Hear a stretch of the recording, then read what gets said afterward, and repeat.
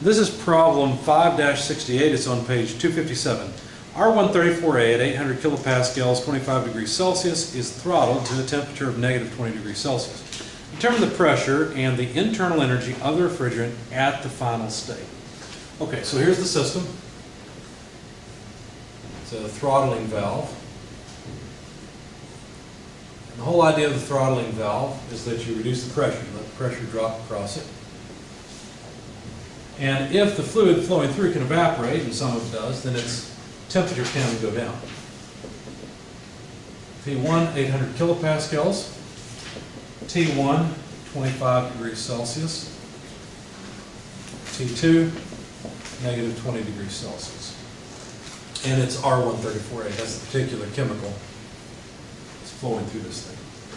Now, the energy balance from the slides was just that the enthalpy in equals enthalpy out. That was the result of the steady flow energy balance. And we realized that really what we're saying is that a throttling valve just trades off internal energy for flow energy.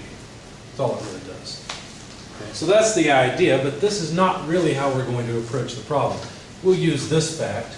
The only reason I expanded is to clarify what the system is doing and how it works. Okay? So what do we know about this? Well, we can find the enthalpy coming in, right? The enthalpy coming in, if you look it up, what you'll find is that actually this is subcooled R134A because the pressure would have to be 666.01 kilopascals in order for the temperature to be 25 degrees Celsius and it to be a saturated liquid. Does that make sense? So it's subcooled. How do we deal with a subcooled liquid? Well, we approximate, let's get rid of the energy balance, or at least move it off to the side for now. Really, we can put it over here. H2 equals H1, that's where we're going to use it.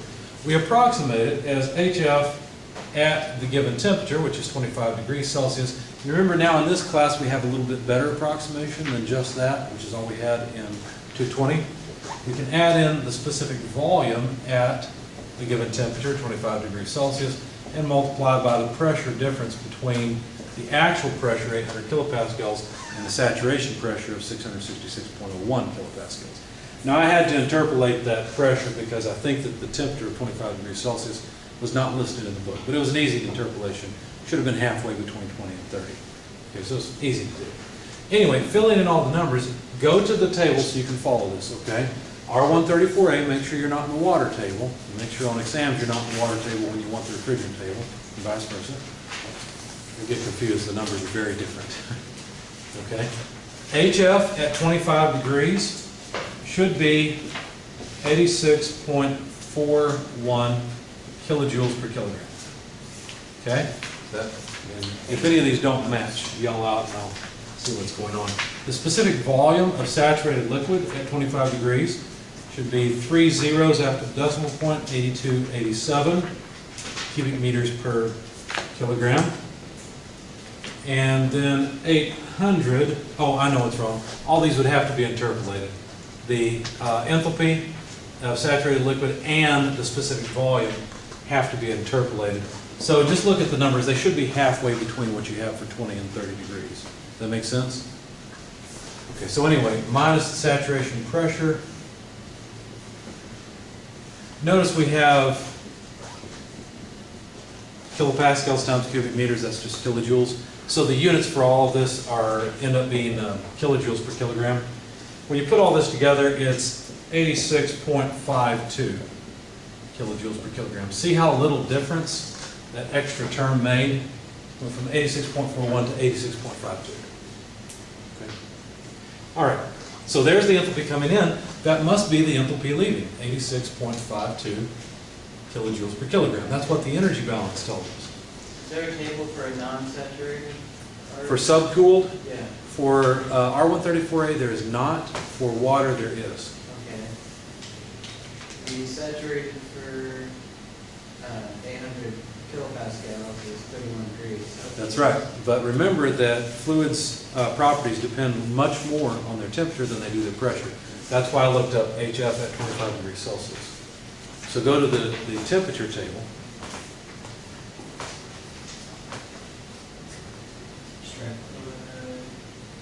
And you see 20 and 30. So half, 24 and 26, yeah. oh, 24 and 46, okay, I'm sorry, I'm thinking of the water table where it's 20 and 30. Okay, so I did have to interpolate, it wasn't apparently all that trivial. But if you go to the pressure table, you would not go to 800 kilopascals, you would instead go to 666. Okay. Okay? Because, bless you, because that would correspond to the saturation temperature of 25 degrees Celsius, which is really the important variable. Okay. Okay? Good point, good questions. Anything else? I don't want to go too fast. Okay. Now, I'd like to find properties at the exit, but what you'll notice is that H2, this enthalpy at the exit, is actually between HF and HG. That tells me that what's coming out of this thing is some liquid and some vapor. What came in was all liquid, right? But some of it evaporated. Okay. Now, negative 20 degrees Celsius is in the table, correct? Okay, look and see. Bless you. Yeah, it goes negative 40. Okay, so negative 20 is there. So you can see that 86.52 is between HF and HG, right?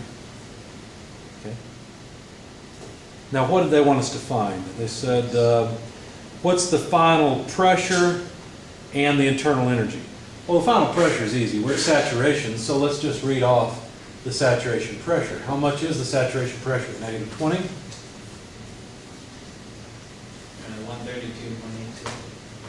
132.82 kilopascals. Okay, thank you. So there's the pressure. Now, if we want the internal energy, what do we have to do? Well, we'll have to use the enthalpy in state 2 to come up with the quality in state 2, and then use the quality in state 2 to calculate the internal energy. Does that make sense? So, let's just finish this off. We can do it. Let me get some space here. We don't need that anymore. So the quality in state 2 would be H2 less HF over HFG. If you plug in what we've got, that's 86.52 less 25.49 divided by 212.91. Look and see, make sure you can find these two numbers. Okay, 25.49 is HF. We'll find that on the line for negative 20 degrees Celsius. Okay. Do you see it? Is that from the, is that another form of the equation we've used before for quality? Yes, because it's the average property less the liquid property over the difference between the gas property and the liquid property. Okay. Okay? Good question. You guys see where I got these numbers from? It's 25.49 and 212.91. Okay? All right, that comes out to a quality of about 0.2867. That means 28.67% of the mass evaporated. Almost 30% evaporated and went to the vapor phase. Now we can calculate the internal energy in state 2, which is what they asked us to find. It's UF plus X2, UFG.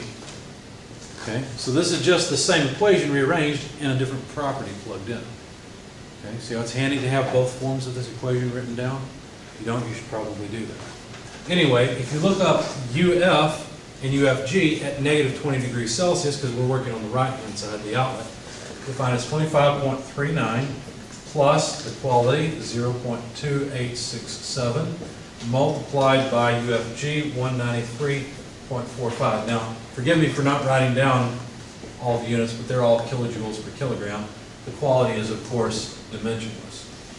Okay, so we've got kilojoules per kilogram, and when you plug this in your calculator, it's about 80.85 kilojoules per kilogram. Now let me ask you a quick question, and then I'll let you go. Is this the internal energy of the liquid or of the vapor? Or do you want another option? It's the average. It's both together, right? It's not one, it's not the other. UF, the internal energy of the liquid, is exactly that. What is the internal energy of the vapor? Read it off for me from the table. No, that's UFG. 218.84. 218 point whatever, right? It's slightly higher, because this is the difference between UF and UG. Okay, does that make sense? So this is the average. There is not one molecule, well, start looking at it from statistical thermodynamics, there might be. But from our point of view, there's no mass in here that has that energy. There's not 1 kilogram that has that energy. Questions? All right, have a good evening, guys.